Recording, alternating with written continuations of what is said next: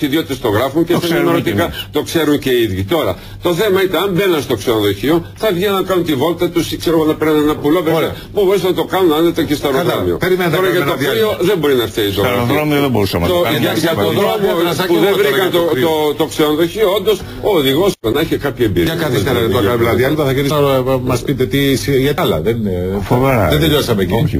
Πάμε.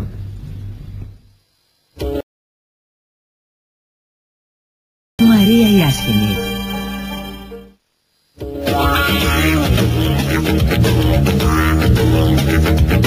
Λοιπόν, αφού κάνατε λοιπόν όπιστε στην αντίστοιχη σταδίου της... Κάποια στιγμή ξανακαταλήγουμε στο ξενοδοχείο. Της Πράγας, ναι. Μας λέει η Συνοδός, μην κατεβείτε εσείς να κανονίσω τα δωμάτια. Λέω, τι να κανονίσεις πλέον 4 η ώρα τα δωμάτια είναι έτοιμα. Και κατεβαίνω μαζί της. Και διαπιστώνω ρωτώντας τη ρεσεψιόν και δίνοντας στα χαρτιά μου ότι δεν μου είχαν κάνει η reservation. Δεν υπήρχε δωμάτιο. Και αντιλαμβάνουμε ότι δεν το ήξερε από το πρωί και δεν μας το είχε πει. Και μας γύριζε άσκοπα έτσι προκειμένου να μας βρει. Να το ταυτοποιήσει. Τι γίνεται, μας βρήκαν αλλού λέει ξενοδοχείο. Μόνο σε εσάς ή σε όλους? Όχι, σε όλο τον γκρουπ. Αν δεν υπήρχε καθόλου τίποτα, για κανένα δεν είχε γίνει reservation. Ναι, συγγνώμη. Επ' αυτού κύριε Γκίνη υπάρχει εξήγηση? Καλά, με τα αεροπλάνα υπάρχει. Συγγνώμη, υποθέτω, εγώ γνωρίζω ότι έγιναν προβλήματα με τα αεροπλάνα, προδιωθήκανε για καθυστερημένα και αντί πρωί φύγανε βράδυ και οι εμπειροί της εργολικάς και τα λοιπά. Μπορεί να γίνει αυτό.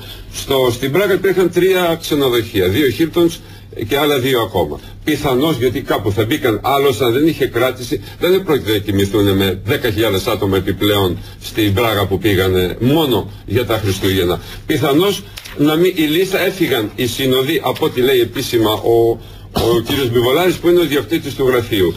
Έχουμε στο τηλέφωνο τον κύριο Λαγό που είναι συνειδιοκτήτης. Καλημέρα κύριε Λαγέ. Με όλα τα στοιχεία, με τη λίστα του ξενοδοχείου, με τα πάντα. Μεταφέρθηκαν σε λάθος ξενοδοχείο και πήγαν στο καλό. Κύριε Λαγέ, τι έχει γίνει τώρα, τι συνέβη, για πείτε μας έτσι. Όπως είναι γνωστό, είχαμε στις 22 του μηνός την πρώτη προγραμματισμένη άφηξη στην Πράγα. Και ακολουθούσε μια επόμενη στις 23 του μήνα. Στις 22 του μηνός δεχτήκαμε ένα τηλεφώνημα από τον επικεφαλή συντονιστή της ομάδας των Συνοδών, ακριβώς, ο οποίος ούτε λίγο ούτε πολύ μας ανακοίνωνε ότι θα φύγει από την Πράγα και μάλιστα ήθελε να φύγει άμεσα ή δυνατόν και την ίδια μέρα. Και μαζί του θα τον ακολουθούσαν άλλοι 3 συνοδοί. Γιατί αυτό? Εδώ θα πρέπει να διευκρινίσουμε ότι ο κύριος Φίλου δεν ήταν απλά ο επικεφαλής συντονιστής. Ήταν, αν θέλετε, και ο άνθρωπος, ο σύνδεσμός μας. Μισό λεπτό, γιατί θα φεύγατε? Ανάμεσα σε εμάς και τα τουριστικά γραφεία τα τοπικά. Δηλαδή ανάμεσα στους ιδιοκτήτες των λεωφορείων, ανάμεσα σε εμάς και τους ξεναγούς και όλους τους εμπλεκόμενους παράγοντες. Προέβαλε κάποιες αιτιάσεις, αλλά πρέπει να είμαστε. Καμιά αιτίαση δεν δικαιολογεί κατάληψη θέσης. Εντάξει, φαντάζομαι τώρα ότι καταλαβαίνετε τον κύριο Ποστό, αυτά δεν τον ενδιαφέρουν, Σαφέστατα. Απλώς σας εξηγώ πως έχει όλο το ιστορικό της υπόθεσης. Ναι. Για μας καμιά αιτίαση δεν δικαιολογεί κατάληψη θέσης και όπως καταλαβαίνετε βρεθήκαμε από τη μια στιγμή στην άλλη με το 50%, δηλαδή τους μισούς από τους συνοδούς που χρειαζόμασταν, με αποτέλεσμα να δημιουργηθούν όλα αυτά τα προβλήματα. Ξενοδοχεία υπήρχαν για όλους, οι συνοδοί όμως τους πηγαίνανε σε λάθος ξενοδοχεία. Δεν τους πηγαίνανε στα σωστά ξενοδοχεία. Λάθος αυτό που λέει ο κύριος, διότι εγώ είχα κλείσει με το Κορίνθια Πανόραμα και σε αυτό με πήγανε. Ναι. Στο πρακτορείο που είχα πάει να το κλείσω και δεν το κλείσα με το πρακτορείο του κυρίου, τον κύριο δεν το ξέρω, κάποιο άλλο πρακτορείο στην Καλιθέα, κεντρικό.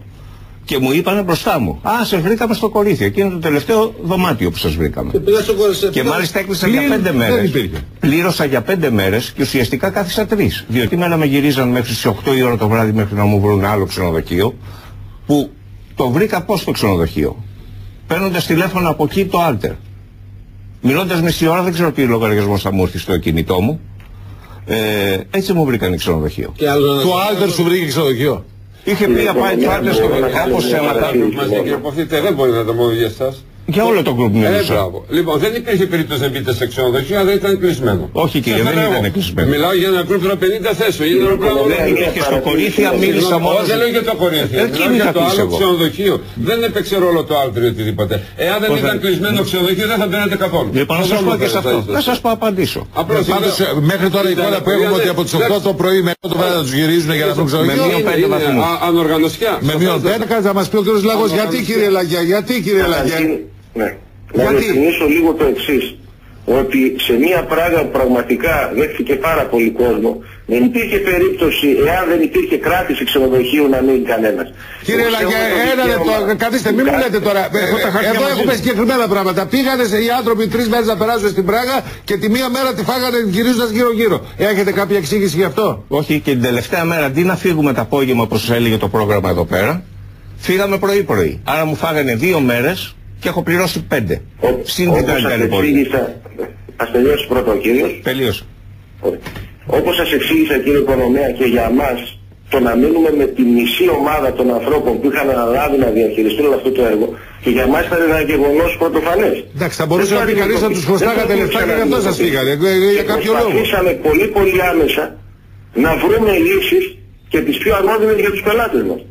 Ο συνέτερός μου κατευθείαν ανέβηκε στην Πράγα και ανέλαβε το συντονισμό όλου αυτού του έργου, και εγώ από εδώ, με τη βοήθεια της ομάδας εδώ των συνεργατών, προσπαθήσαμε να βρούμε λύσεις όσο το δυνατόν πιο κοντά σε αυτές τις λύσεις. Να ρωτήσω κάτι, τους ενημερώσατε τους ταξιδιώτες ότι εδώ έγινε ένα γεγονός εξαιρετικό, φύγαν οι συνοδοί, κινήσαν στάση, τους ενημερώσατε? Δεν θα έπρεπε να ξέρουν κάτι, τι τους περιμένει? Ούτε ένα συγγνώμη. Θα σας πω αμέσως και θα απαντήσω και στην παρατήρηση του κύριου Ποθητού.